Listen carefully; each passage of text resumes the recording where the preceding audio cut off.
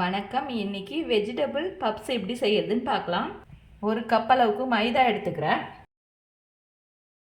தேவையான அளவுக்கு சால்ட்டு சேர்த்துக்கிறேன். ஒரு ஸ்பூன் அளவுக்கு எண்ணெய் சேர்த்துக்கிறேன். நீங்கள் எண்ணெய்க்கு பதிலாக நெய் கூட சேர்த்துக்கலாம்.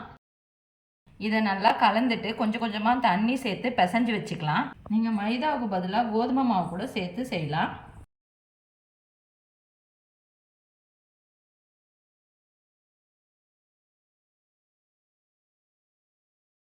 இந்த அளவுக்கு சாஃப்டாக பசைஞ்சு வச்சுங்க. இது ஒரு 10 நிமிஷம் நல்லா ஊறட்டும். பப்ஸுக்கு தேவையான காயெல்லாம் பார்த்துடலாம். 2 கேரட்டை தோல் சீவி துருவி வச்சுருக்கேன். கொஞ்சமாக கோஸை பொடியாக கட் பண்ணி வச்சுருக்கேன். ஒரு உருளைக்கிழங்கு தோல் சீவி துருவி வச்சுருக்கேன். கொஞ்சமாக மல்லி இலையை பொடியாக கட் பண்ணி வச்சுருக்கேன். 1/2 டீஸ்பூன் அளவுக்கு கரம் மசாலா, 1/2 டீஸ்பூன் அளவுக்கு தனி மிளகாய் தூள். இப்போ 1 டீஸ்பூன் அளவுக்கு எண்ணெய் சேர்த்துக்கிறேன்.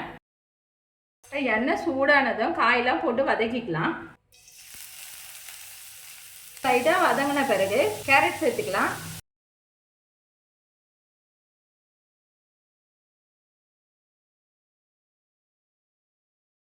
இப்போ உருளைக்கிழங்கு சேர்த்துக்கலாம்.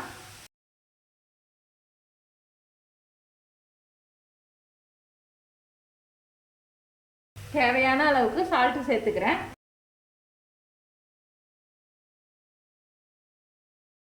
இப்போ தண்ணி எதுவும் சேர்க்காம இந்த காயை நல்லா வதக்கி எடுத்துக்கலாம். இந்த அளவுக்கு வதங்கின பிறகு கேஸ் ஆஃப் பண்ணிவிட்டு ஆற வச்சுக்கலாம். ஆற வச்ச மாவை நல்லா திரட்டி எடுத்துக்கலாம். கொஞ்சமாக நான் மைதா சேர்த்துக்கிறேன்.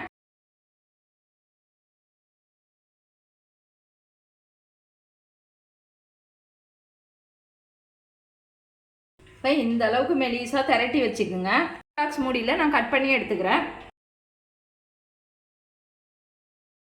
இந்த மாதிரி கொழுக்கட்டை அச்சு இருந்தால் எடுத்துக்கோங்க. இதில் கொஞ்சமாக எண்ணெய் சேர்த்துக்கிறேன். திரட்டின மாவை இப்படி போட்டுக்கோங்க.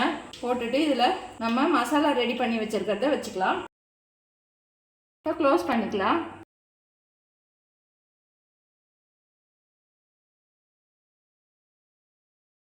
இதே மாதிரி எல்லாத்தையும் ரெடி பண்ணி வச்சுக்கலாம். விதமான சூட்டில் வச்சுருக்கேன். இதெல்லாம் ஒன்று ஒன்றா போட்டு பொரிச்சு எடுத்துக்கலாம். ஃப்ளேமை சிம்மிலே வச்சு பொரிச்சு எடுத்துக்கோங்க.